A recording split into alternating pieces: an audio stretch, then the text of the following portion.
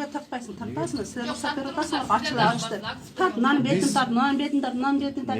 Ete kimler gel ruhsat verdiyse biz sizlerdeyiz. Biz etten job verbeyiz. Ben sen job verbeyiz. Biz vızıp olgan boyunca geldik.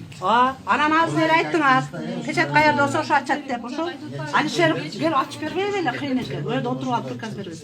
Aç, çakın arak. Bu sotkan gitme. Organ yoksuz men de organ yokum. Siz 15'ten başlap, 15'ten başlap bana bir gaz çıkan. Annemi ben alıp koyayım göp nersin. Ben bu kızarışını çastım. Sizin kanına da men çok koyayım. Ben o çocuk.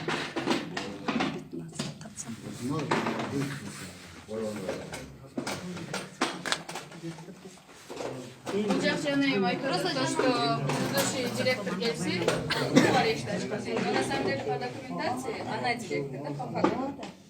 А он говорит то, что от Нурлан Гельси все очекировано. Наярбы, bana cürümüzden açık.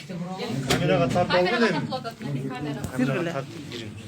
Yo men girvey, men teşim yok Hem ya. siz buna emek Yo men buga aralaşmayım. Kim bozup girse girersin. Sen onun içine dokumentatsiyaga men teşim yok. Bulacak bir Nurlan деген Muruku direkt alıp ketken mi dokumentatsiyaga? Alıp ketken emas, tam все богатство со жерде калган. Эртең bir bela жогolsa, мы не отвечаем.